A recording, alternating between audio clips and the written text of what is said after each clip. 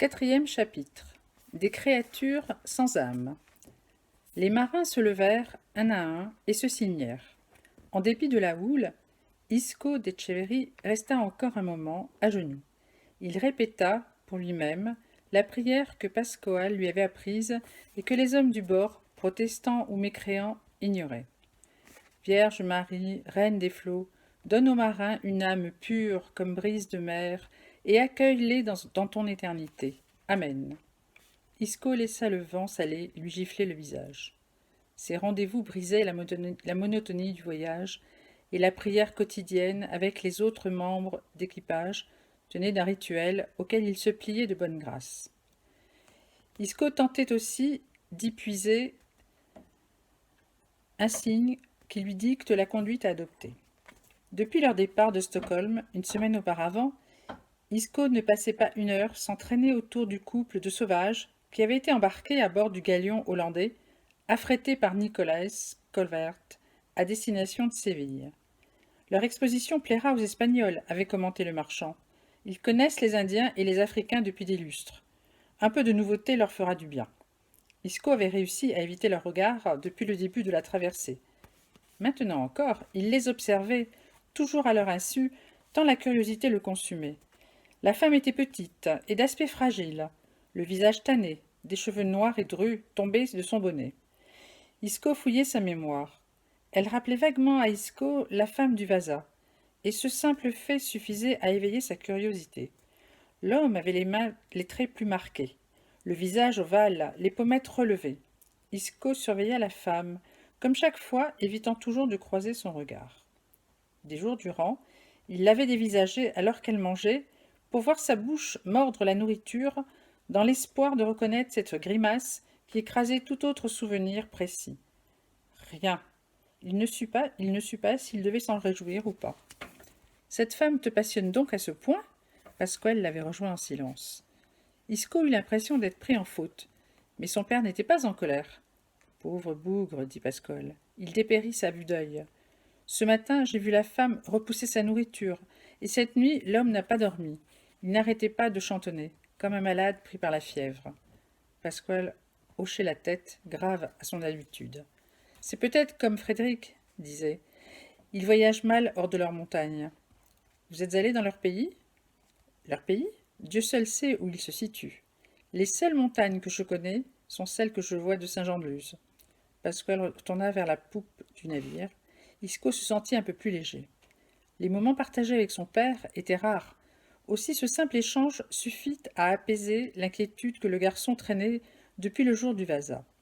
Le retour imminent au Pays basque, après son premier long voyage, loin de chez lui, y contribuait. Au cours des derniers mois, il avait connu les jours sans nuit de l'Arctique. Il avait connu des mois durant Stockholm et ses mystères. Et cela, c'était plus que n'en connaîtraient bien des jeunes basques, embarqués sur les baleiniers qui souvent ne quittaient jamais le bord. Le lendemain, après la prière, Isco reprit son observation du couple. Il gardait en tête la remarque de son père qui avait paru les plaindre et non les craindre. La femme refusa encore la nourriture.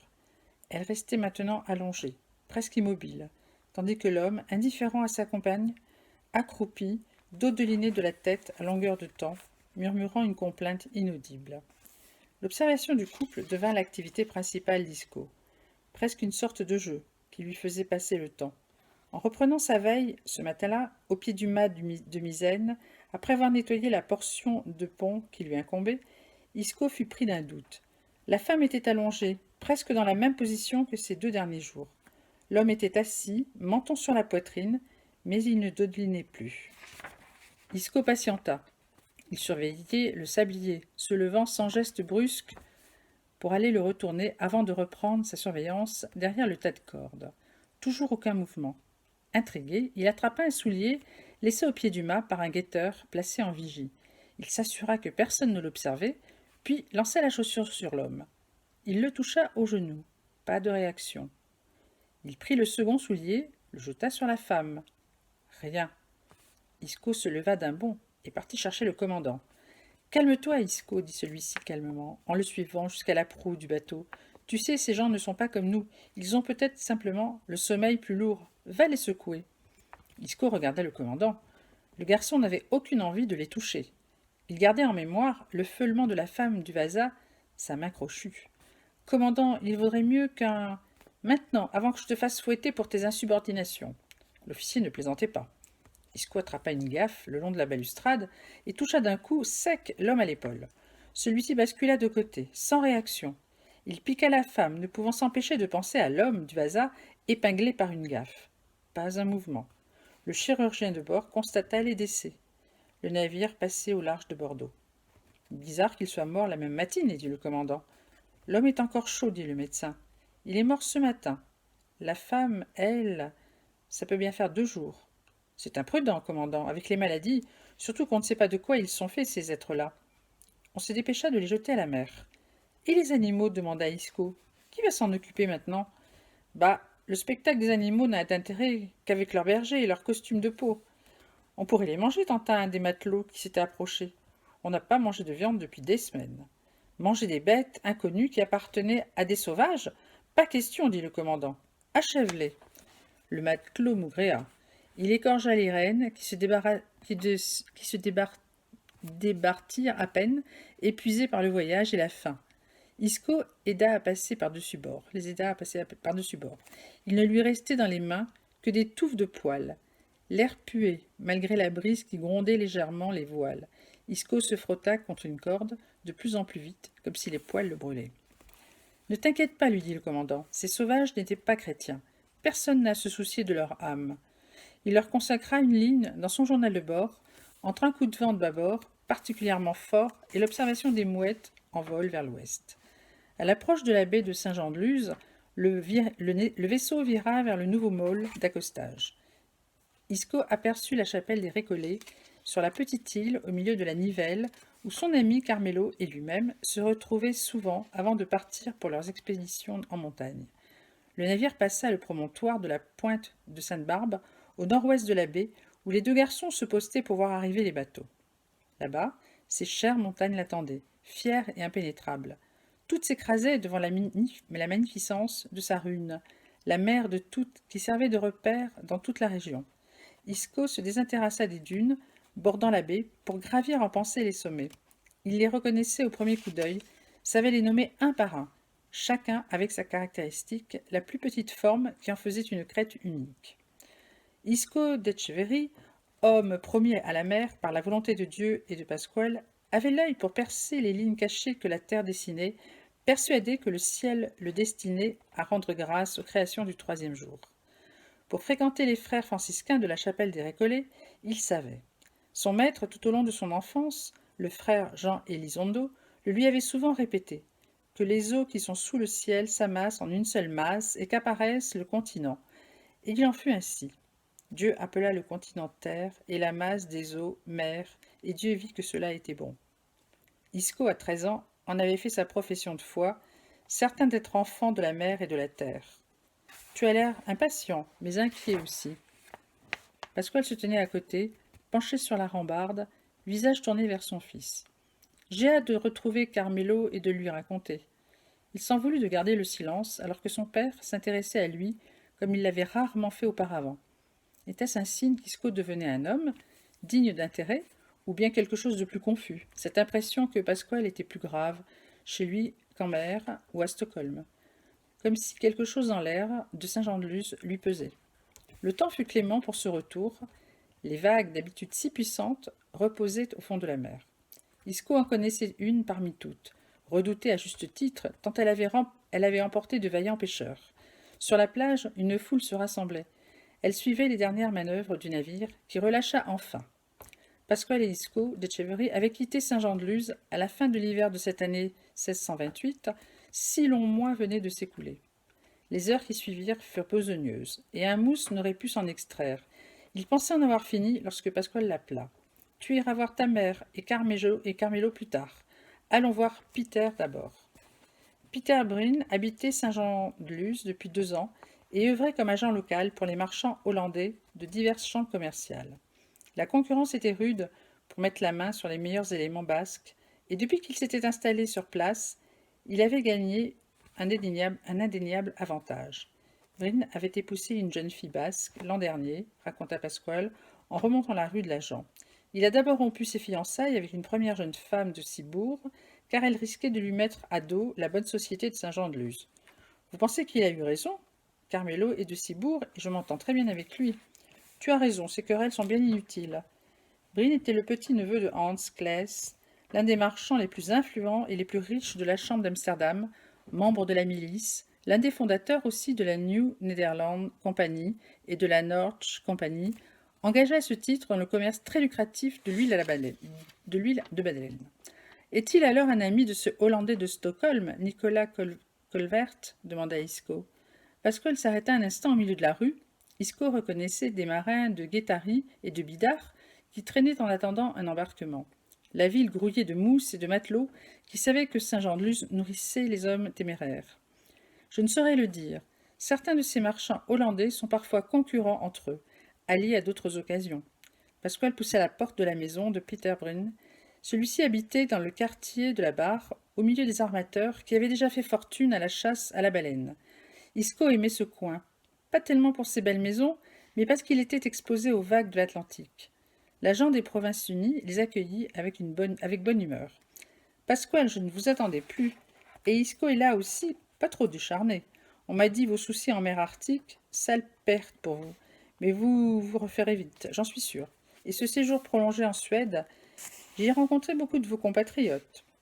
Ça ne m'étonne pas. Le commerce de la mer Baltique est la principale source de revenus des marchands de mon pays, et c'est ce qui leur permet d'investir dans la pêche à la baleine. Qui avez-vous vu?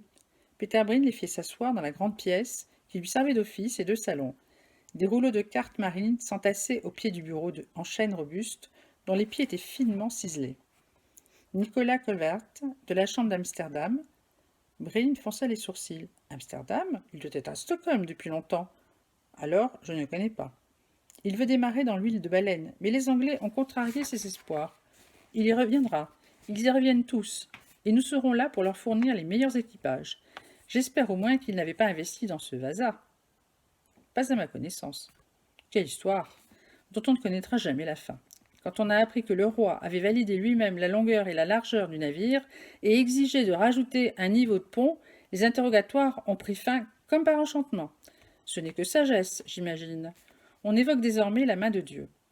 Peter Bryn hocha la tête. Grande sagesse. Ou peut-être le sort d'une sorcière. Isco n'avait pu s'empêcher d'intervenir. Bryn le regardait, étonné et intéressé. Isco se tourna vers son père pour chercher un assentiment. C'est un pasteur de Stockholm qui l'a dit. Il recherche une sorcière qui aurait pu jeter un sort. L'agent interrogea Pasquale du regard. C'est la vie d'un pasteur. Méfions-nous des histoires de sorcières. Sans donner suite, Bryn se leva et ouvrit une armoire rustique aux étagères chargées de papiers qui correspondaient aux différents embarquements qu'il suivait pour le compte de ses commanditaires des Provinces-Unies. Quels sont les prochains départs? Qu'avez-vous pour Isco? Je sais, même s'il est jeune encore, qu'il pourra bientôt embarquer sur les chaloupes. Embarquer sur les chaloupes? Isco en frissonna de fierté. Cela signifiait se rapprocher du harponneur, du passeur de cordes, de ces hommes qui allaient au contact des baleines, qui risquaient leur vie et ne la devaient qu'à leur adresse. Sur une chaloupe, on acceptait seulement des hommes de confiance. Bryn prit l'air soucieux. Il porta un regard embêté sur Isco, comme s'il jaugeait sur pied et que son destin allait en dépendre. Ce pesant silence l'impressionnait. Bryn s'adressa à Pasquale. « Je ne sais pas, les temps sont durs. Réservez vos boniments à d'autres, Peter. Vous ne croyez pas que vos petites manœuvres commencent à être un peu visibles? J'ai vu plusieurs harponneurs hollandais au Spitzberg. Maladroits, certes, mais hollandais.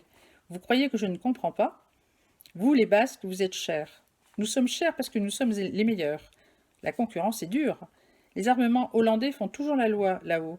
Mais vous savez que les Français, les Anglais, les Danois, les Espagnols viennent nous disputer ces territoires. Votre incident en est la preuve. Les Anglais ne craignent pas de s'attaquer à nous dans l'Arctique, en dépit de notre prétendue domination. Mais il y a autre chose. Nos intérêts progressent aux Indes. Mais les Portugais n'y ont-ils pas dit leur dernier mot? Ils dominent par leur connaissance inégalée des voies maritimes et des côtes. Et que voulez-vous que j'y fasse? Nous sommes chasseurs de baleines, pas marchands d'épices. Lorsqu'ils furent sortis de chez l'agent hollandais, avec une vague promesse, Pasquale et Isco se dirigèrent vers la maison. Les tourelles qui en ornaient l'élégante façade disaient assez bien le succès de Pasquale depuis longtemps déjà, avec ses chasses dans la terre verte du Svalbard et à Terre-Neuve. La maison donnait sur la rade, peu après l'embouchure de la Nivelle. La mère d'Isco les attendait sur le pas de la porte. Il fondit en la voyant, mais respecta l'usage. Pas de démonstration sentimentale à la vue de tous. On réunit la famille afin que nul ignore qu'un homme venait de rentrer à la maison, mais les marques d'affection n'avaient droit de citer qu'à l'intérieur, dans l'intimité de la joie retrouvée. Alaya Salaberria avait toujours été belle, chevelure noire épaisse, bouclée, de grands yeux noirs qui vous attrapaient ou vous hachaient, des yeux doux qui pouvaient soudain lâcher le feu et la furie, comme un animal surpris et déjà sur ses gardes. Isco ne savait ne savait pas dire si Pasquale était bel homme. Un fils ne portait pas un tel regard sur son père. Fier, dur, de douceur aucune, de chaleur jamais, de rigueur au quotidien. Il y avait ces courts instants partagés sur le vaisseau de retour qui effaçaient bien des frustrations. Pour les parents d'Isco, l'instant des retrouvailles revêtait une dimension particulière. Le garçon s'arrêta à bonne distance pour ne pas le troubler. D'abord l'échange des regards entre Pasquale et Alaya, il dura. Ils restaient face à face, prenaient le temps d'habituer leurs yeux à l'autre. Imperceptiblement, leurs paupières se plissaient. Isco les observait sans se lasser. Elle était sombre comme lui, libre comme lui, fière comme lui. Isco se souvint des mots qu'employaient Frère Elizondo pour les évoquer. Deux charbons ardents qui s'étaient enflammés au premier contact. Rien n'avait jamais pu menacer leur amour. Alaya Salaberria, la beauté ensorcelante. Le franciscain racontait qu'un jour, le diable s'était jeté d'une falaise de Biscaye en comprenant que rien ne pourrait entamer l'amour d'Alaya pour Pasquale. Alaya était la femme d'une seule âme. Leurs mains se trouvèrent, le signe qu'il était temps de rentrer. Pas un mot n'avait été changé. Tout avait été dit. Pasquale entra le premier dans la maison. Alors seulement Alaya se tourna vers Isco. Elle ouvrit ses bras. Isco plongea dedans et serra sa mère, s'enivrant de son odeur ambrée tant espérée. « Tu es devenu plus fort, tu m'étouffes, dit-elle avec un sourire en lui caressant les cheveux. Isco se recula, sourit et baisa la main de sa mère. « Allez, va retrouver Carmelo, dit-elle de sa voix chaude. Tu me raconteras ce soir au souper. » Fin du chapitre 4.